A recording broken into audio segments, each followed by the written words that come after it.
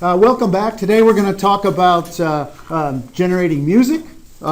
In the past, we've seen a general description of the digital analog converter, and last time we saw the interface with the SPI that used the synchronous serial protocol. The most important thing about synchronous is it has the clock in it, which means that on one edge the output is sent, and on the other edge it's latched in. We saw a fundamental or a formal way to describe timing in terms of writing out when the data was required. And the two words you want to remember about the required interval are what? When you look in the data sheet, you want to know when does the data need to be validated. I want you to search for two words, and they are setup and hold, right? The setup time is the time before the clock that the data must be valid, and the hold time is the time after that clock. And it's around that is what we're going to think about when we do our timing interface. But today we're going to talk about music, and you know it's an embedded system if it's in a box, right? That's the word embedded mean. And you know what happens? I thought I was really clever, and so I took my Launchpad box, and I put my speaker in there, and I put my switches are here on the side, and then I realized I can't close the top. So I had to put the little box into a big box, and now it doesn't look so good anymore. Plan ahead, you know what Grandpa said, measure once, cut twice. Okay, so the plan here in Lab 5 is to create some music, okay? And this, what we're gonna have going for here is two changes from 319K. The first is we're going to have more bits. We got a 12-bit DAC. And the second is we got an audio amp. Okay? And this audio amp is going to give us the opportunity to, quiet. This audio amp is going to give us the opportunity to produce more watts. We'll talk about that as we go along. I'm going to pass this around. If you push the button, it'll make noise. If you let go of the button, it'll stop making noise. I'm going to push the button again. I use my display for an awesome thing. I'll let you figure out what's on the display.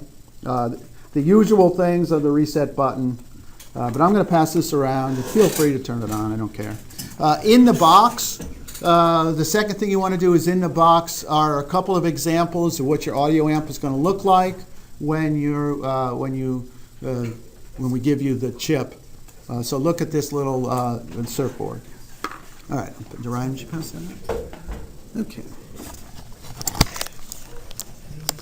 As always, there's lots of stuff in the book here in Chapter 8 and in Chapter, in the example in 922 is an example of the audio amp interface. All right. Before we begin, let's look at our specifications. We're creating sound, right? That's audio. As you know, the frequency depends, on the pitch.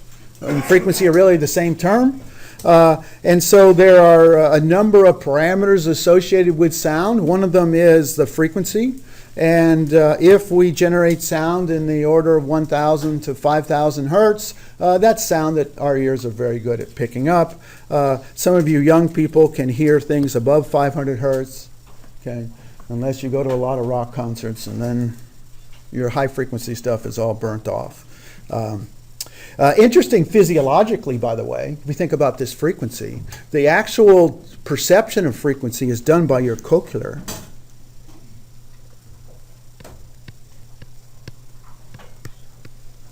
And this cochlear is in a spiral, and it turns out your frequency specifications are hundreds of these. Yeah, go ahead and turn it on, it's all right. Hundreds of these nerve cells. It's such that the low frequencies are over here and the high frequencies are in there. So there are a way for you to perceive pitch physiologically in your ear. All right, so we have frequency. The next is intensity. There's a rule when you have a log base 10. There's a rule about when you put a 10 here and when you put a 20 here. Remember that rule? When we look at decibels, right? If we define the word decibels, there's a rule about whether you use the 10 right here, or use a 20, and I'll use them both in this lecture. Remember that rule? You're measuring voltage or power. Okay, yeah. If you're measuring voltage versus measuring power, or voltage or current. And so if what you are comparing are two powers, power 1 to power 2, then you're going to use a 10. And if you're comparing two voltages, then you're going to use a 20. Okay? So you look at the units of what it is you're subtracting. Here's another fun one that gets you into trouble. You ever seen somebody try to do this? Okay, this is 11th grade math going on right here. High school math. This is really, really stupid. Why is the log of 2 volts completely idiotic? Okay, what are the units of that, such a stupidity? Log volts? Okay. This is completely nonsensical. Okay, so the other rule about log is before you take the log, get rid of all the units.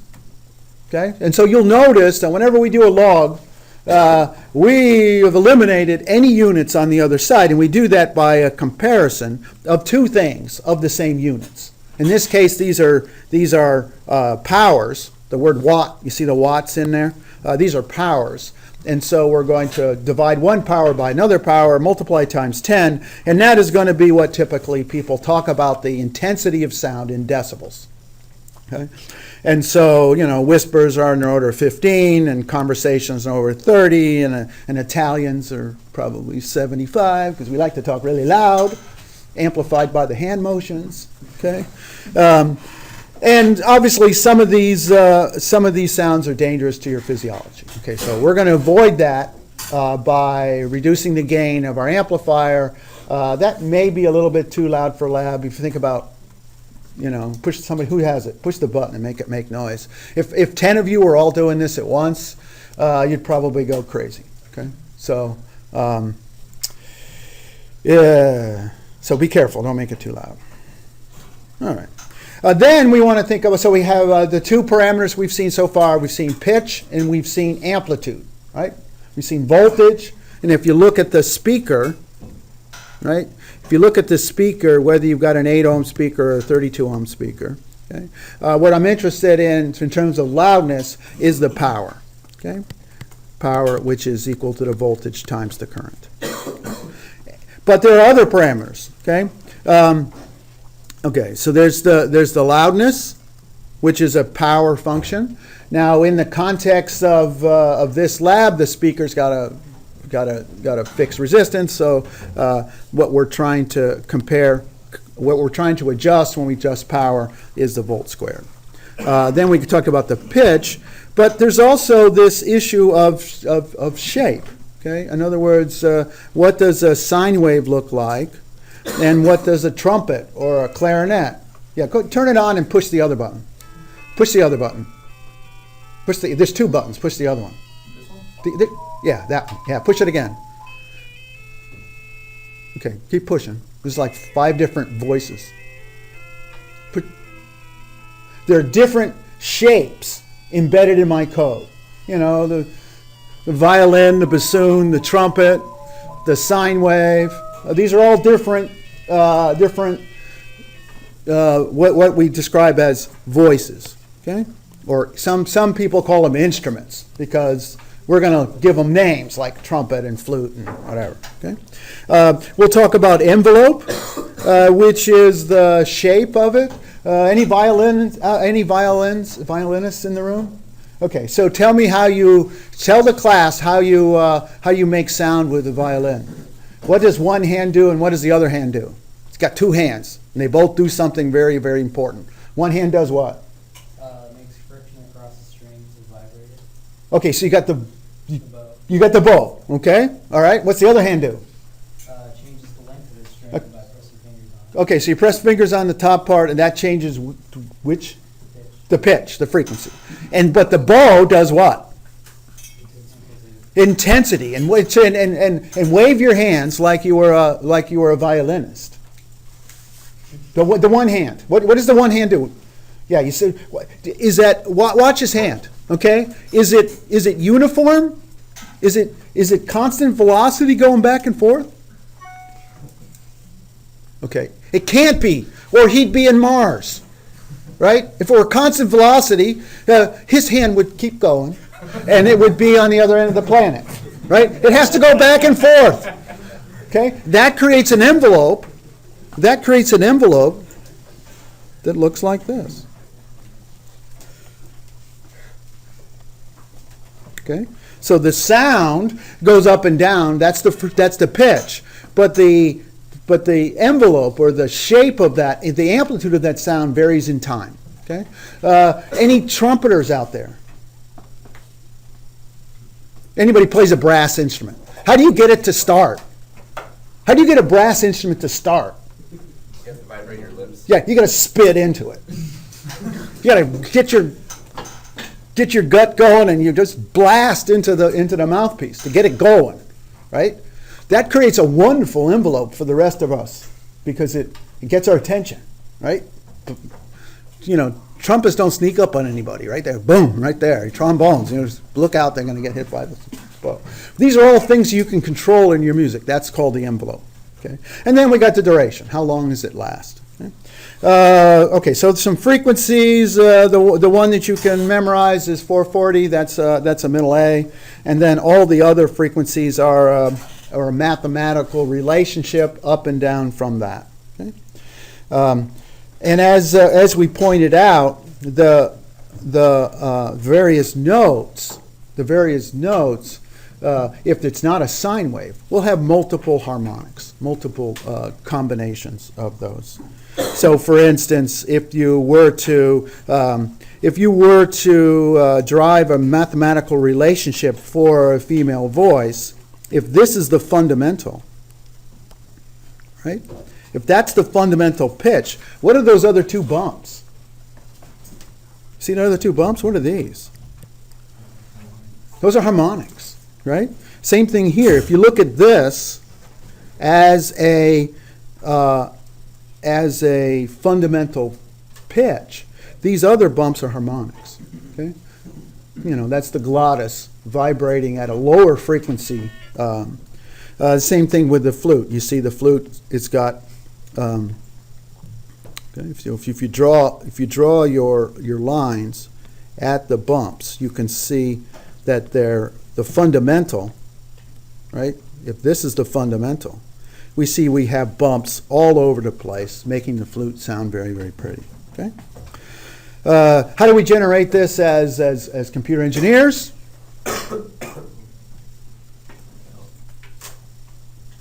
Well, we're going to generate the amplitude with the DAC, but how are we going to generate the shape? What kind of feature are we going to use in our software to create these beautiful shapes? What? Tables, right? We'll have different tables, and that's what happens on my example. When you hit one of the buttons, it flips to a different table, right? It's the same song, it's the same interrupt rate, but I'm just fetching data out of a different table. Okay. All right. I said this before, and I use this little pantomime, and I will use it over and over again. When you see Valvano put his two little fingers together, or two fat fingers together, what is he telling you? Make your interrupt service routine short and bounded. Okay?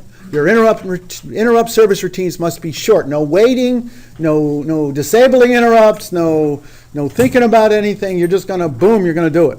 Okay? And get out. Why? There's two reasons for that. One very important in this lab, and one always important. What are the two reasons your interrupt service routine has to be 1 line long, or 2 lines long, or 3 lines long? Why? First of all, it has to do with how fast this happens. How fast are we going to request interrupts? What's the periodic rate of this going to be? Give me a number. Right there. This is going to be what? 20 microseconds. Okay? So be careful. Or less, depending upon whether or not you how much complicated. It's going to be really fast, which means you can't spend more than 20 microseconds in here or the thing explodes, right? Okay. The second reason you make your interrupt service routine short and bounded is what?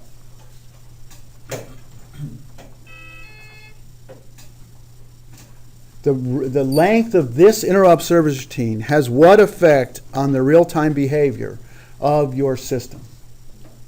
Right? If this is a priority 2 interrupt, what is the effect of this time here?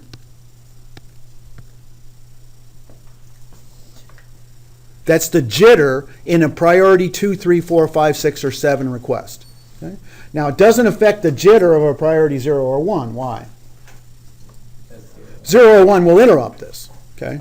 But it does affect the priority of interrupt running at 2, 3, 4, 5, 6, or 7. Okay? So we're going to make our interrupt service routine short and bounded. All right.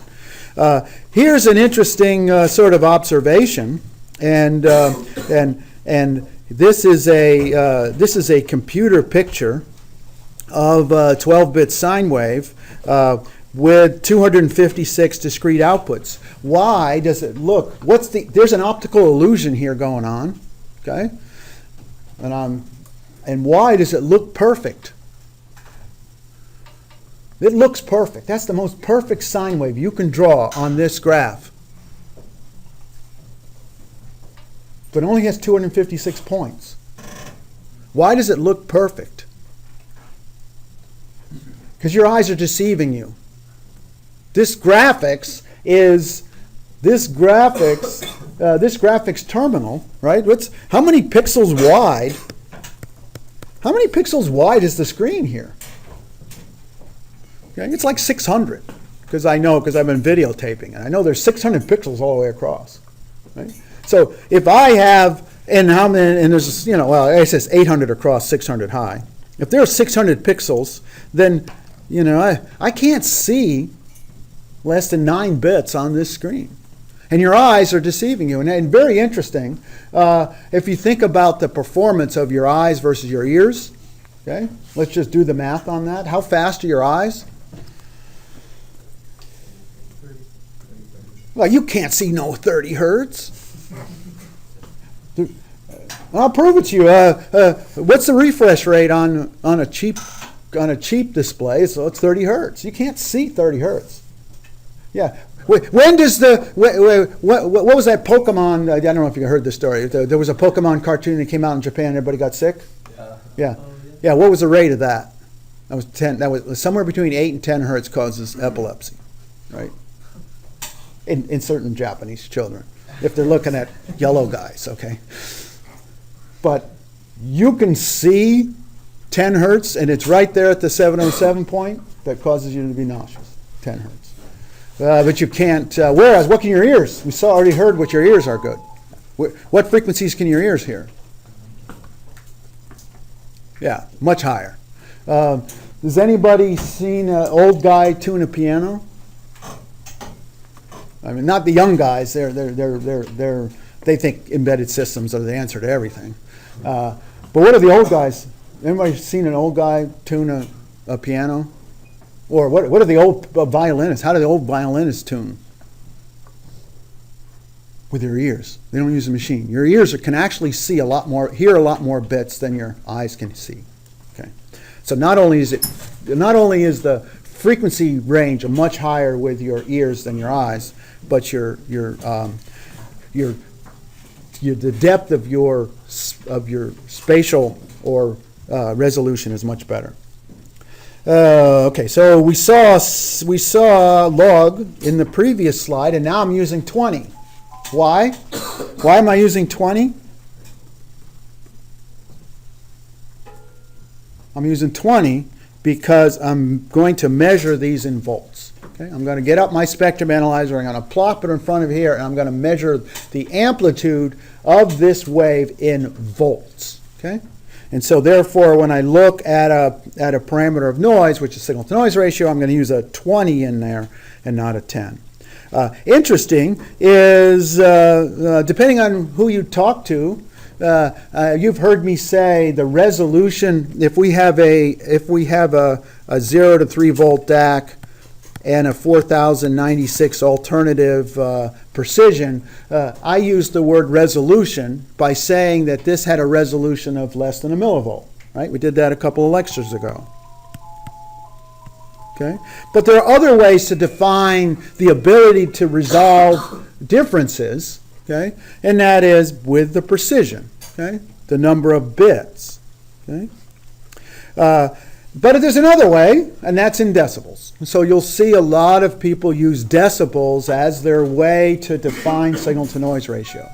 The fun part about this is you're going to see that if you try to output this sine wave, and I got some pictures on the next slide, you don't get anywhere near 12 bits, by the way. Nowhere near 12 bits. And so let's look at the two parameters that will fundamentally affect the signal-to-noise ratio in your ability to create beautiful music. Okay? And that is, can you create a beautiful sine wave? And that is, yes. This sounds better than 319K because I got 12 bits, I don't have 3 bits, okay? Or 4 bits. But it also sounds better because I have a much bigger buffer size. And we'll talk about that next. Okay. So if I were to take a sine wave and a beautiful 12-bit converter, but only output 32 points per wave, okay? And then I do this is a 32 output table. Okay, again, doing one output per interrupt.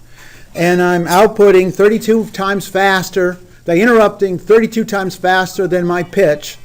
Right, so you can see the bumps. See the bumps in there? 32 times faster.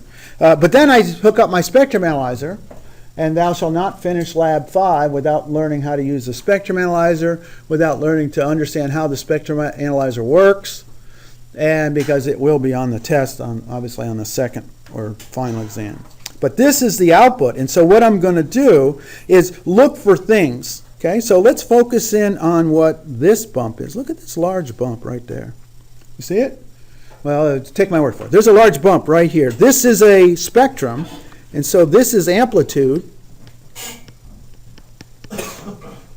and this is frequency, okay? And that is 0 hertz. Okay? And there's a great big bump at 0 hertz. Why? 0 hertz has got another name. There's a DC component, right? Look at the waveform, right? It's centered around 1.5 volts. Okay? And so you ask, well, what's 1.5 volts in decibels, right? And now your spectrum analyzer will create a output that looks like this. Decibels is 20 log 10 of the measured voltage over the full scale voltage. Okay, so that's what it's measuring here in the spectrum. Okay? And it knows what the full scale is, knows what it measured, and plots you decibels versus amplitude in decibels versus frequency. So that's the DC component. What's this right here at 523?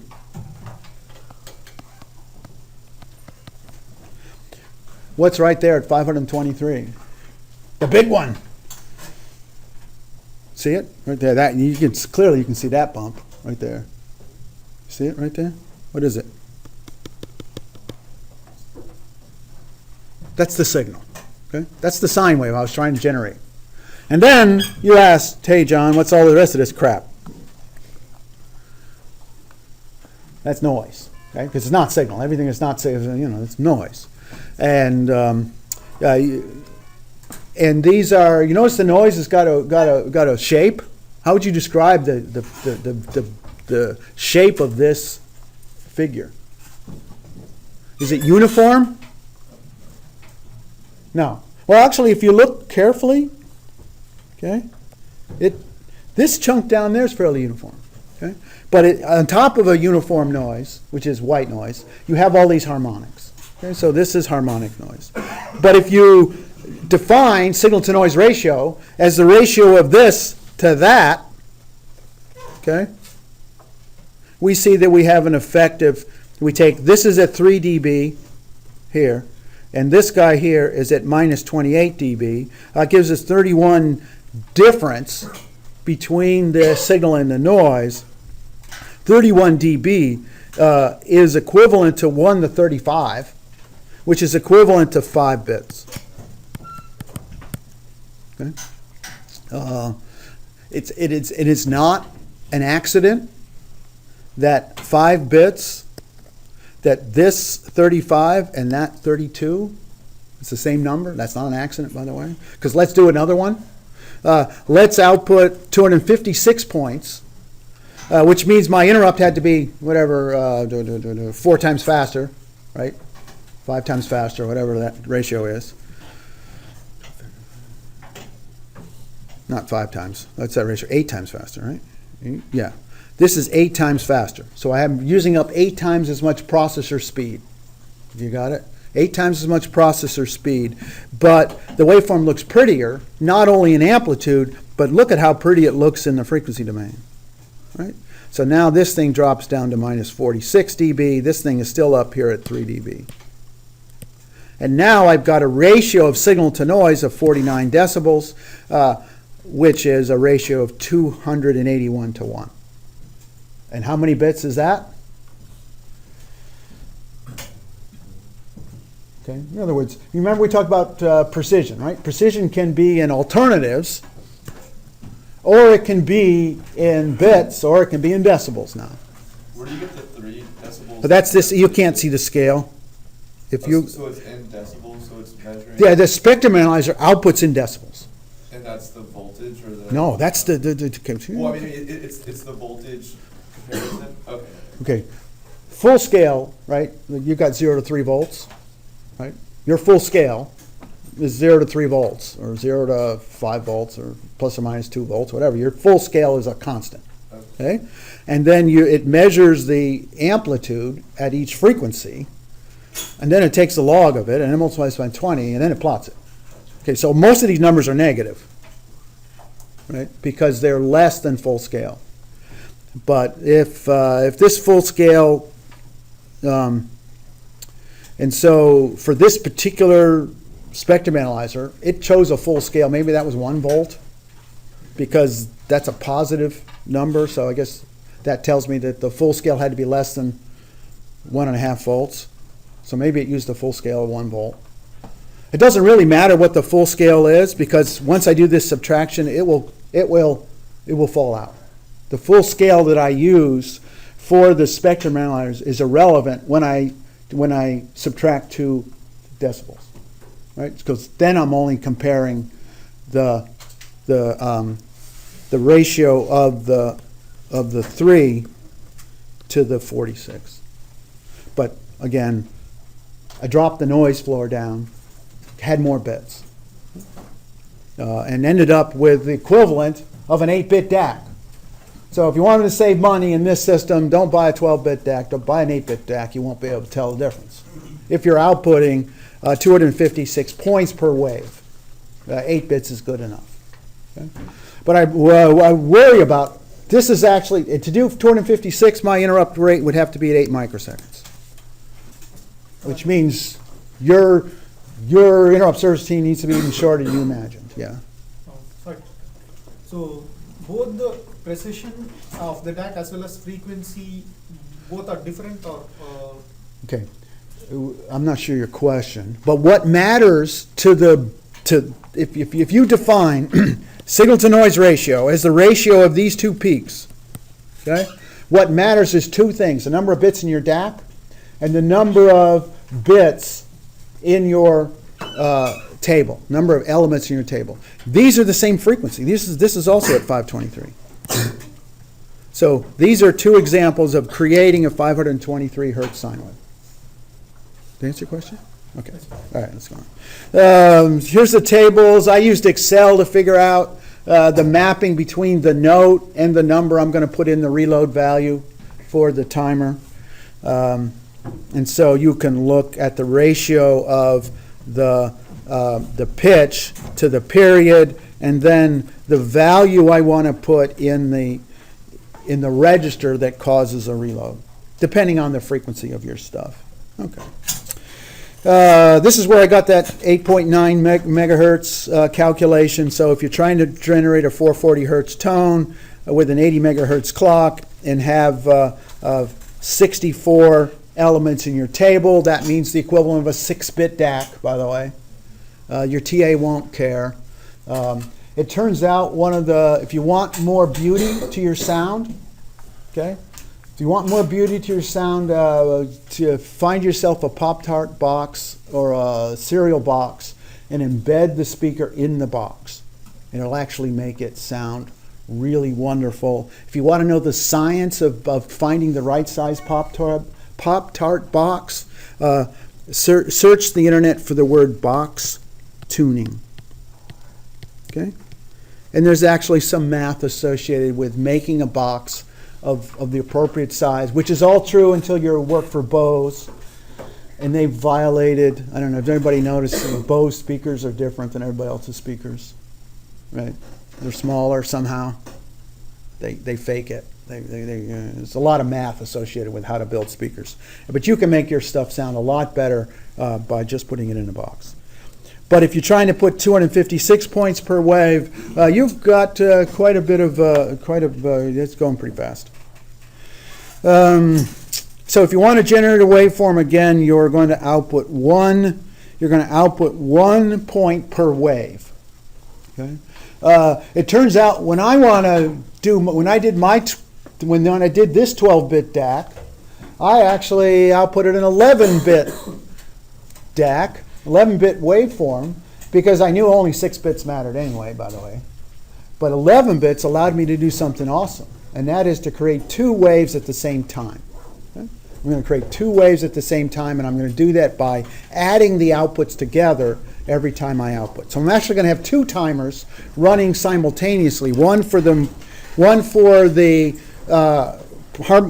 high level and one for the low level. And I'm going to combine them, and that way I can make music which has got 2 parts. It's got the melody and the harmony mixed together. So your data structure for your music is going to have to tell you what voice, what pitch, what duration. You're going to figure out a way to make 2 quarter notes not sound like a half note. Okay? And you're going to do that with an envelope. You gotta make this, you gotta put the spit into it so that you can see these 2 notes as separate. I used to pause. That's another, look at this envelope. This is what that waveform looks like when it plays. It generates a sound for a quarter note, and then that's going to be a half note. That's a half note, another half note, and I'm going to do it and this is going to cause a click. Did you hear the clicks in my music? That's this discontinuity right there is causing that click in the speaker. But if you want to make it sound better, you can remove the click by using an envelope that's way more awesome than a pulse. Okay. So in summary, remember the log rule. If it's voltage, we're going to use 20. Remember there are 2 fundamental things here, right? And that is the DAC resolution and the frequency resolution. Right? Think about the frequency resolution. We saw this equation before. Okay? That's the number of points in your wave. Okay? So this affects how you can do it. And then there are 5 things associated with creating that sound. What we have left to do is the performance measures on the DAC. I'm going to bring in my spectrum analyzer and show you what it looks like during the performance. I'm going to do a performance measurement lecture on Monday before we start Lab 6. Questions?